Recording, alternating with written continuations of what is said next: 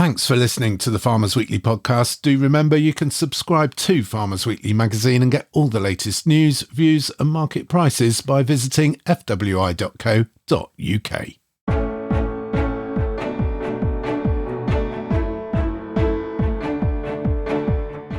Defra's been talking about this since 2013, and I have to say, what I can tell you is that from my perspective as Chief Executive of Love British Food, and my aim, particularly in the public sector, to get more British food on public sector menus, I do not see the government as being a particularly useful driver in achieving that, in all honesty.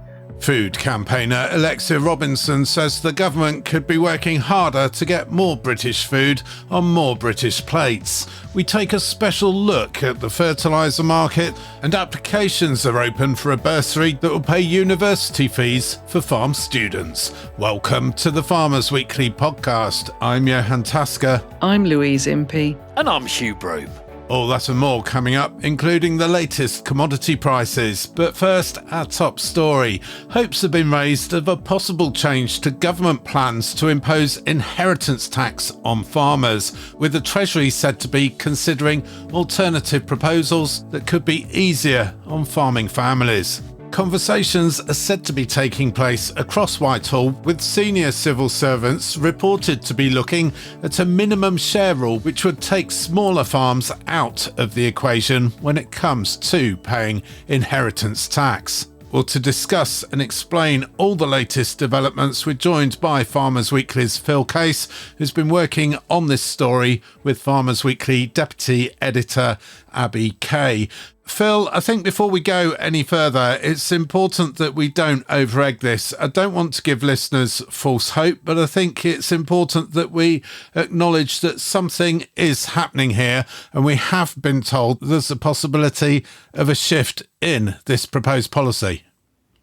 Yes, we have, Johann, and there certainly seems to be a bit of a movement in terms of the positivity that the farm leaders are telling us about at the moment. They're telling us that rural MPs, in particular Labour MPs, are more open. They are listening to their concerns, but what is not clear yet is whether or not that is having an impact on the party leadership itself. Well, Phil, I don't want to give listeners false hope here. I think that would be completely wrong and unfair. But what has the Treasury said? The Treasury, when we did contact the Treasury on Wednesday during our press deadline, they told us that they do not comment on speculation.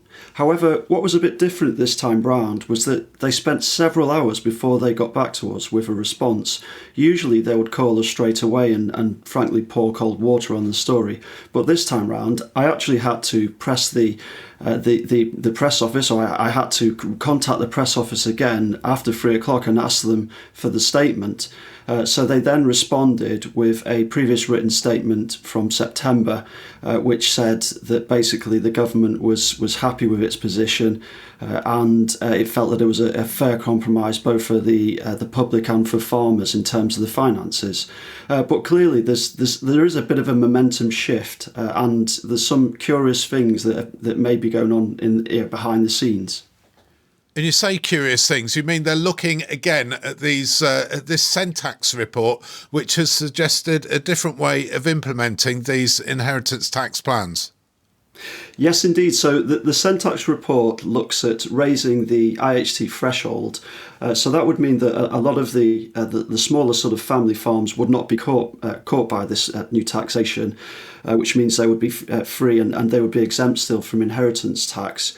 However, if we talk to the likes of Farmers to Action, they are still adamant that they want inheritance tax completely abolished in all of its forms, and they say that that is the only fair outcome, and that if they do increase the threshold, it will only really be making a bad policy marginally better for farmers. So some industry leaders willing to accept a compromise on inheritance tax, but the Farmers to Action group pledging another round of protests unless the government performs a complete U-turn. Yes, well, this is the situation at the moment with Farmers to Action. They're still very upset about the whole situation, and they're saying that the government can expect a winter of discontent that hasn't been seen since the late 70s, when I was a very small boy, shall we say, a toddler. So they can expect a round of, or a new wave of protests, and it will take the form of protests across the country. It would be more of a coordinated action in larger cities, and it would be tractor go-slow runs rather than static protests. So yes, there is this prospect in the background of further protests, but of course much depends on the government. If the government does announce that it's going to move and it's going to make some changes to the IHT policy, then I think that threat of protest will go away. Phil Case, Farmers Weekly Chief Reporter, thank you. Now, inheritance tax was also a hot topic at this week's Conservative Party conference, where Abby Kay caught up with Shadow Farm Minister Robbie Moore, who said Labour MPs are increasingly willing to discuss the issue. To be fair to some of the rural Labour MPs, there is a willingness to understand the complexities within the farming industry and the complexities within the wider supply chain. Of course there are. All MPs should have that level of curiosity. And I know that some of them have been meeting with their farming constituents and wider industry representatives. But that's just not good enough to meet, right? They've got to be taking that voice to the decision makers and voting accordingly with the level of concern that's been raised. But, I am absolutely doing as much outreach as well with some of those Labour rural MPs. And we all talk in the corridors. We all are colleagues of one another's. When you sit on a select committee, you're operating as a cross-party committee to try and influence and help the government do the right thing. So behind, the sometimes what seems as a bit of a theatre of the chamber, the House of Commons chamber, there is a lot of conversations that are going on. And those new MPs that have now been in Parliament for a year, wanting to understand, well, how does this bizarre parliamentary system work in trying to influence change? The reality of it is, though, is that the government has such a huge majority. If every Conservative MP, Liberal Democrat MP, Reform, Green, Independent, all of us on those opposition benches voted together on every single issue for the next 4 years before the next general election, we're going to lose every single vote. And even if, 50 of those Labour MPs joined us on a particular issue, we're going to lose every single vote. That is the scale of the power that this Prime Minister has in the Labour Party. That's why being in opposition is incredibly frustrating and challenging at times, because politics is about numbers. Shadow Farm Minister Robbie Moore talking to Abby Kay, who's with us now on the line. Abby, Labour and Conservative MPs trying then to find a way forward on inheritance tax. Yeah, that's right. And I actually think that's a really good thing. Politics in the UK, specifically Westminster, actually, less so in the devolved nations, but in Westminster it's so tribal, isn't it, and adversarial, that can actually be detrimental to policy making. If one party's got a good policy, the other party has to disagree just because they're a different party, and they're always trying to set kind of procedural traps for each other, and that just doesn't translate well to the ordinary person on the street. Let me give you an example. So you'd have something like opposition day debates, where the opposition party get to choose kind of the topic of debate, and they can force a vote on the motion at the end of the debate. But the government will 9 times out of 10 whip MPs to vote against the motion just because it's been proposed by the opposition, regardless of the merit of the argument and whether or not they agree. And if they do, they'll just find another way to show their support for the issue. So it was really nice to hear Robbie say that, and to know that those MPs are kind of working in a collaborative cross-party way behind closed doors. But I do think the fact that those conversations are taking place, it does say something about morale in the Labour Party, I think. It's got to be pretty low because MPs are kind of riding on a high and they feel comfortable with the direction of travel in the party and they feel listened to by the leadership. I don't personally think they would be looking for advice or counsel outside of the party if they felt that way. And that's certainly something that I'm hearing again and again is, a lot of the rural contingent of Labour MPs feel abandoned, and Labour HQ have effectively written off their seats and decided, well, we're not going to win them at the next election anyway, so we'll hang you out to dry. That's the kind of perception that I've picked up time and time again. The Farmers Weekly Podcast. Arable farming made easy with Avant. Transform your operations with our powerful versatile loaders. With over 200 attachments, Avant loaders help boost productivity. Watch your yields grow. Search for Avant now. The Farmers Weekly Podcast.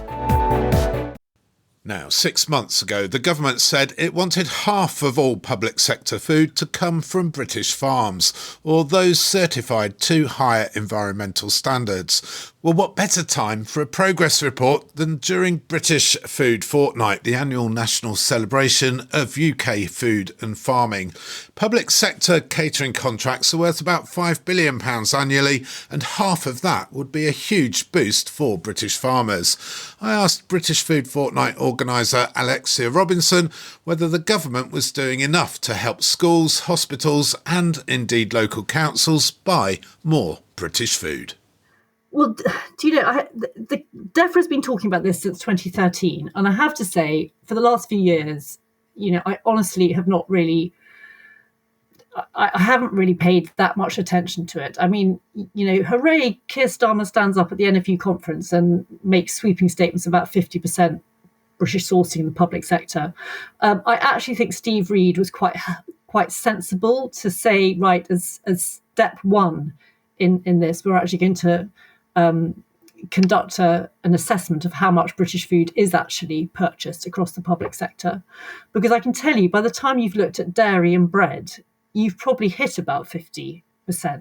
So I think that statistic, it made headlines, but when you actually start talking to a company like Sodexo or something, who will say, look, we're buying probably 80% British in that sector already.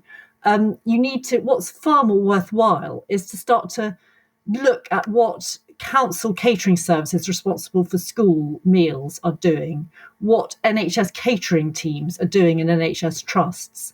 And what are they doing, Alexia? Can you give me some numbers? I can't give you stats and things on that, but what I can tell you is that from my perspective as Chief Executive of Love British Food, and my aim, particularly in the public sector, to get more British food on public sector menus, I do not see the government as being a particularly useful driver in achieving that, in all honesty. And thank goodness that I do conclude that, given that it's sat on Defra's table gathering dust since 2013. So, you know, don't hold your breath on it. But I don't want to be dismissive. I mean, of course, with everything, you need government policy, but you need to drive these things from the bottom. And that's where I am deeply proud of the work that Love British Food has done. And not exclusively, I hasten to add. I mean, there are many, many organisations across the country doing wonderful things, either at a national level or at a local level, to achieve this. But I think what Love British Food has done is a number of things. First of all, it has put the Love British Food and British Food Fortnight promotions absolutely centre stage across the public sector. That's school catering, hospital catering, care home catering, university. It's established. I have been the longest serving member of the Public Sector Catering Alliance, and for a long time was the only person representing food and farming on that alliance, which has given us a really powerful voice. But most rewardingly of all, I've put in place a national programme of on-farm training days for public sector caterers, which we've run over the last few years. And we've now led 241 caterers through those training days. And each one of those people I would now describe as an empowered change maker who is back in their community, whether they are in a council catering service serving schools, or whether they are in an NHS trust setting or a care home setting, to use but a few examples. And they have left those on-farm training days with a real understanding of what buying British means. When you say to people, come on, buy British, 50% on your menus, why? And they go away from those days and they really understand that they have a set of objectives back on their desk, with sustainability, achieving net zero. I mean, lots of terms that some of your listeners may not like. I mean, the net zero term I bulk at hugely. But when you can start to show them that buying British helps them achieve those targets, as well as really helping them to understand the connection between how food is produced, its nutritional value, the impact of how it's produced on the beautiful countryside that we all care about, and how that can contribute to the health of the people that they are serving, whether they are children, the elderly, patients, students. It is incredibly powerful. So what can government do? I mean, some government policy on that, particularly, I think, to shake up those councils who continue to pursue the ludicrous anti-meat agenda. I think a government lead on that in particular would be very helpful. But most of all, I'd like government to recognise the work of organisations like Love British Food, who are actually starting to actually get into catering teams, into communities, and look at what needs to be done to achieve a change in how they procure our food and prioritising British within that. It's quite gritty work, but that's where you achieve results. Alexia, there's a lot of interest out there in British food, not just in the countryside, but in towns and cities too. You're also hosting a National Harvest Festival service on the 16th of October at Westminster Abbey. Well, I mean, that couldn't be more timely this year. I mean, if ever there was a year for giving thanks to our farmers in that most traditional sense that we have done for centuries through Harvest Festival, and indeed societies around the world gather together to celebrate the harvest and give thanks for the food produced. But this year it does feel deeply pertinent, and I'm particularly thrilled that there will be the president of the NFU will be leading the harvest torch in the offertory procession, but two former presidents, Peter Kendall and Murrig Raymond, are both coming along to support, as is Stuart Roberts, who used to be deputy president, and indeed leaders from all the major farming organisations will be there. But there's a particularly important focus to this year's National Harvest Service, acknowledging that though we are so lucky to live in this wonderful country with our varied topography, our four seasons, bountiful food produced to, world-leading standards, there are many, many people in our society who do not have enough to eat and who go hungry. And so Love British Food has teamed up with some of the biggest food redistribution charities, Trussell, the Felix Project, City Harvest, and the Coronation Food Project, to thank those volunteers who work in redistributing food to those in need, to those volunteers who run food banks, and to gather and pray that food hunger and food poverty will be alleviated in the future. So it's going to be a glorious celebration of our farmers, a wonderful time to give thanks to those volunteers, and I can't wait. It's going to be completely magnificent. That's Alexia Robinson from British Food Fortnight. Well, we also asked Defra what progress had been made on the government's ambition to source 50% of public sector food from British farmers, and it told us the government is firmly committed to supporting our farmers. Food security is national security. And Defra added, we've simplified the procurement process for government contracts to favour high environmental standards, which British producers are well placed to meet. We've also removed bureaucratic rules and regulations to open up new opportunities to small businesses.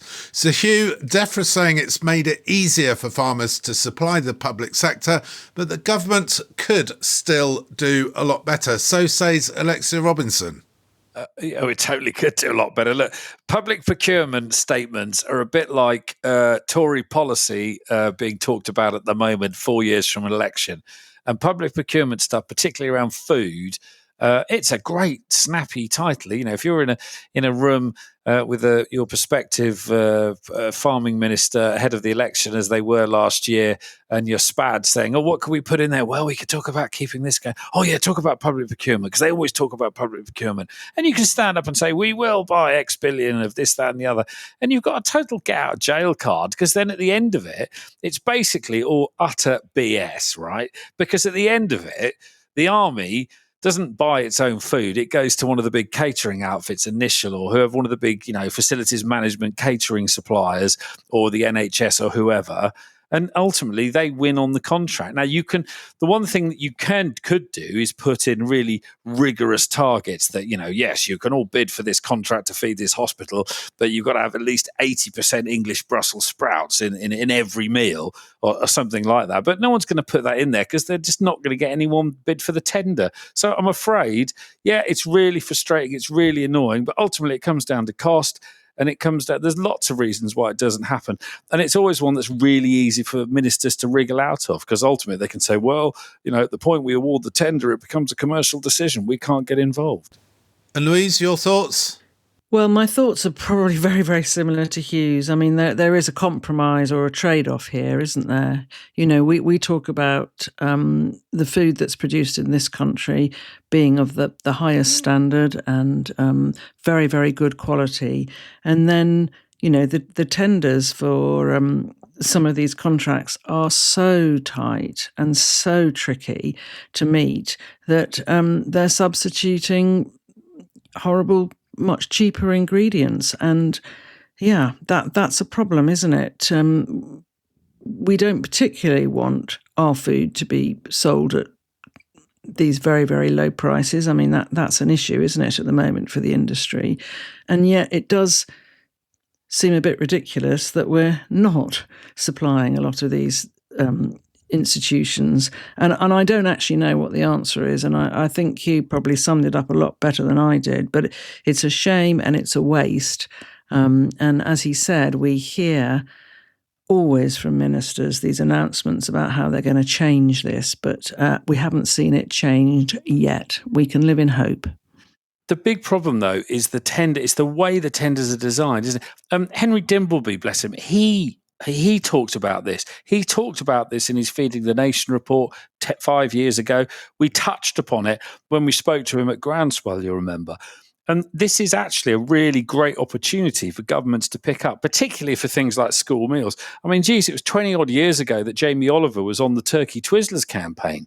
And it made fantastic TV, didn't it? Oh, look, we're taking all these kids in East London, and we were feeding them this revolting gloop out of the bottom end of a turkey factory. And look, now we're feeding them lots of lovely veg, and they're all getting busy and cooking stuff. And it lasted for a year and a bit, and then the budget ran out, and they went back to buying the gloop out the bottom end of the factory, because there's nothing in the contract that says you will stop feeding them that UPF and you'll start feeding them proper stuff. So that's the opportunity for government to do it. And as opposed to trying to do it for the whole of public procurement and say everything's got to come from an English farm or whatever, perhaps what they should do is really knuckle down a lot harder on some of these school diets and just make proper meals. Forget the meat-free Mondays and all that utter rubbish. Just make proper meals, have the vegan option, the vegetarian option, and use proper ingredients. But of course, that also has another nightmare scenario for managers and people trying to run things, because it requires a whole new skill set in all of these kitchens to be able to cook all this proper food, which for most big commercial rock bottom price kitchens, that skill set just doesn't exist. And yet so many people across the country say it's important where the food comes from, not just during British Food Fortnight, which has been a roaring success again this year, but this National Harvest Festival being held at Westminster Abbey, central London, completely sold out, no tickets available. There's huge interest in food provenance. Yeah, there is interest. We know that, don't we? We've talked about that before. We know there's interest in food. There's a lot of interest in supporting British farmers at the moment. There are, of course, harvest festivals taking place all across the country at the moment. So there is that recognition and there is that, willingness to celebrate and applaud farmers for what they do. So, yeah, if we could somehow tie that all in and square the circle or whatever the phrase is, and get everybody recognising how important this is and using British food as much as possible. The Farmers Weekly Podcast. The Farmers Weekly Podcast. You're listening to the Farmers Weekly Podcast. Welcome along wherever you're listening to us from. You can email us, podcast@fwi.co.uk. And if you're in the UK itself, you can also message us by texting the word farm, followed by your message to 88440. An email this week from Hertfordshire farmer and former NFU Cereals chairman Andrew Watts, who says, podcast spot on again regarding the sustainable farming incentive and Defra. Hugh, Louise, delays again to the SFI, the sustainable farming incentive. We said last week it now looks as though it won't reopen to applications before next April at the earliest. And Andrew Watts saying we got our analysis spot on when we covered that story. Farmers holding their hands up in horror at having to wait so long. Yes, I mean, horror is one word, and they're sort of almost resigned and used to this now. It's good, isn't it, that we're getting that news out, and interesting that people, recognise that we're doing that. But yeah, the SFI, we don't really know, do we, what's going on or what it's going to look like. But we'll continue to wait, and we'll continue to try and find out. Yeah, look, as we said last week, you just got to, at the moment, budget on nothing at all. David Exwood made a very good point to me when we were talking at the old awards last week.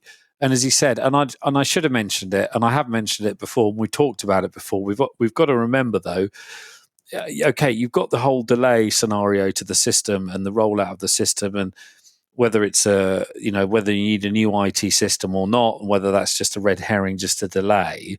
But of course, the other thing we've got to remember about is this cash split and how the cash is split between, say, SFI and higher tier and landscape options and rewilding and all the other wacky things that are going on that come out of that spend. And I think that's where, in the past, the farming organisations have been particularly effective at getting the cash in. And indeed, as we saw with some of the criticism around the SFI, when people oversubscribed to it and they shut it down instantly, as they did the other month, that there was no limiting on some of those options. So the sort of budget got carried away with, but it was testament to the fact that there was a fair bit of budget on the farming side. So we've got to hope, as well as the fact that we actually get some form of scheme that's useful, does help underpin our business resilience and transition and complement food production, that there's actually some cash there in the first place, or there's a decent slice of cash, and it doesn't all go down the road to the NGOs and the landscape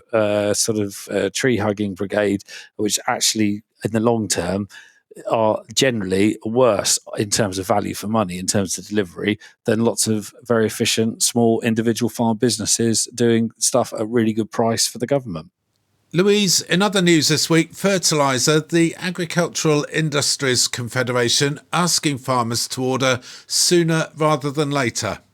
Well, yes. I mean, it's not so much news, is it? It's farmers are being urged to secure their fertilizer supplies and to commit their requirements and what they need. You know what? I'm not sure that that's really what farmers want to hear at the moment. I mean, we know about the cash flow issues, don't we? So people will have bought some back in the summer, but they also will have thought, I'm not quite sure how much I want to spend at this stage. So I'm wondering if the fertilizer guys are just trying to get things moving rather than it being a genuine problem and that they're worried that they're going to be in short supply. Very happy to hear from those fertilizer guys if they want to contact the podcast, if that's wrong. But yeah, as you say, it's tough out there at the moment. So people aren't going to buy stuff too far ahead if they're really not sure that they can afford it. Well, if you are a fertiliser guy or indeed a fertiliser girl and you'd like to get in touch with the Farmers Weekly podcast at fwi.co.uk. And if you're in the UK itself, you can message us by texting the word farm followed by a message to 88440. Hugh, been up to anything interesting this week? Thinking about that Pat should be buying fertiliser and become easy prey to scarce story tactics. Now, I'm sure there's genuine concern there, but it does hark back to several years previously. We've had genuine concern from the fertiliser trade that you must get bought up. And I get, to a degree, I do get why they say that. It reminds me a bit of when I used to sell logs. I used to sell about 400 or 500 tons of logs a year, and I used to constantly remind my log customers to get in early and let's fill your log shed in July and not on the first Saturday of November when the first frost has happened, because it did. And this is where I do have sympathy for all of the people that have to trade this stuff. It used to get to the first frost. All the organised elderly customers would order their wood in April for the following Christmas. And then you would have this scenario where you got the first frost on the first Saturday of half term at the end of October. And then the phone would just melt down. Or particularly if the first frost didn't happen till the end of November and people hadn't got any wood in, and it just got utterly unpleasant. And then by the time you got to Christmas, you just wanted to turn the phone off and hang it up, because you were never going to get all the product out to all the people. They were all going to hate you because you couldn't get there. And so I have a little bit of sympathy for them. But equally, I should imagine, given the cash flow state of most farm businesses at the moment, particularly on the arable sector, they are hardly going to be rushing in to buy vast quantities of it. Although we don't want to run out and get caught short. Well, that's the fertiliser market sorted. And now for this week's commodity prices in association with the Agriculture and Horticulture Development Board. Thank you very much, Johann. Finished their deadweight this week, 644.7. That's gone up 3.5p roughly on the week. The live weight, 369.1. That goes up about 4p on the week. Lamb, 678.3. That drops back about 4p. Live weight on the lamb's SQQ, 302.8. That's dropped back for just over 4p on the week. Pig price this week drops again, I'm afraid, 205.7 from 206.18 last week. And the arable markets, feed wheat, £164.20.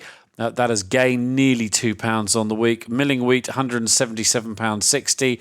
That's gone up by about £6. Feed barley gains all of 80p. Spots out this week at 146 dead, up from £145.20 last week. Oilseed rape, 397.50.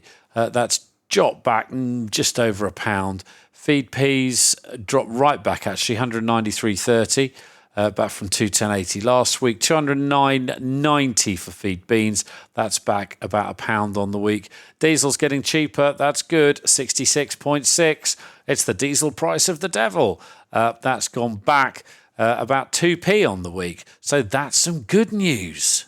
Thank you, Hugh. And for trusted market data delivered straight to your inbox, visit the AHDB Preference Centre at ahdb.org.uk/market-data to sign up for and customise AHDB market emails. The Farmers Weekly Podcast. The Farmers Weekly Podcast. And finally, university and college fees can be horrendously expensive, but a helping hand is offering farm students more than £27,000 to help fund their studies. The John Innes Foundation bursary supports students undertaking a 3 or 4 year degree course in agriculture, crop production or environmental science. It covers up to 4 years of course fees, mentoring and help to get work experience. And joining us to explain how it all works is John Innes Foundation trustee Keith Norman. Keith, this is a really, really generous bursary. How did it come about? You're right, it is. Every year, the John Innes Foundation donates about 1.2 million to support research, education and public engagement in plant science.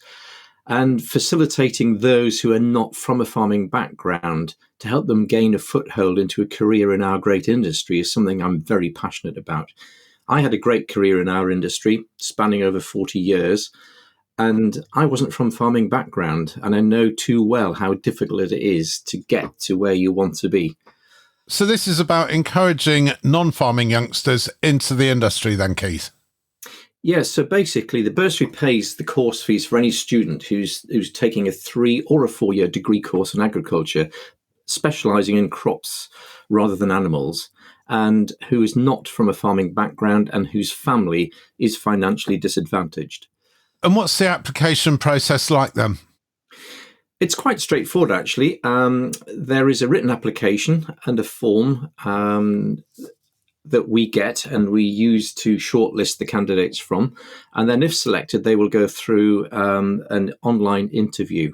So the application form, the easiest way is, if any of your listeners are interested, is to email me directly and I will ping them through a copy of that. My email address is very straightforward. It's keith@keithnorman.com. That's keith@keithnorman.com. Thank you. And can students who've already started studying apply, or is this bursary for people who are just starting out? Yes, it's a bit of both, actually. We normally start looking for candidates as of now, so most university students will have started already. But we have had instances where second and third year students, their situations have changed within their family who make them eligible in terms of financial need. And we have had 1 or 2 candidates that have come to us in that direction successfully. So yes, it is open to all, really. And the bursary doesn't just pay for course fees, does it?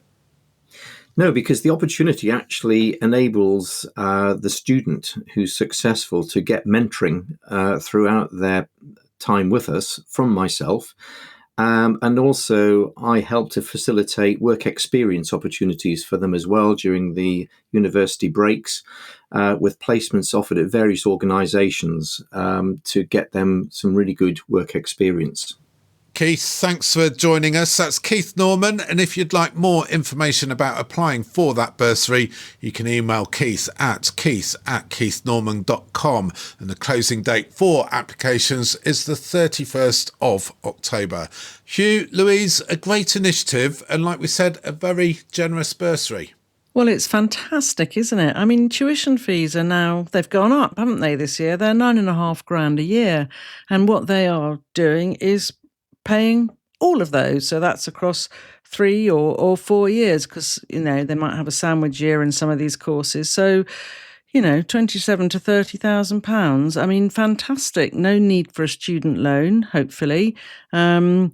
Just great. I mean, I think there are some criteria, aren't there? So I think that the lucky winner or person who gets awarded this has to come from a non-farming background. But how amazing, you know, to leave, graduate from university, come out with no debt whatsoever. That's very, very unusual in these days.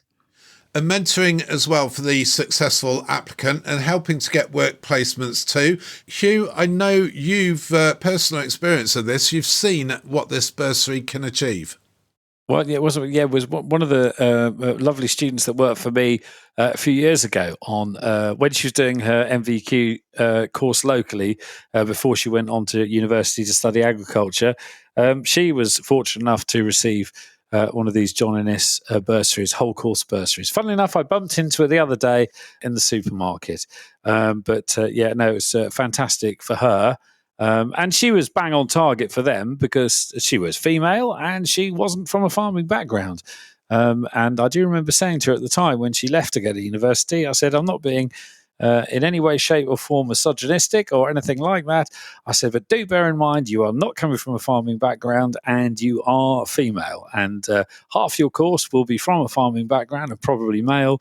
Make the most of it, and make the most of it she did. And she finished last year, actually. So it's a really, really amazing opportunity for anyone. Yeah, an amazing opportunity. And if you do want more details, do email Keith at keith@keithnorman.com. Closing date for applications, the 31st of October. And that's about it for this episode of the Farmers Weekly podcast. We do hope you've enjoyed what you've heard. If you have, please do subscribe to us wherever you get your podcasts. And if you've really enjoyed what you've heard, please do leave us a 5-star review. We'll be back next week with all the latest news, views and analysis of all the big stories affecting UK agriculture. But for now, until next week, I'm Johann Tusker. I'm Louise Impey. And I'm Hugh Broom. Thank you for listening.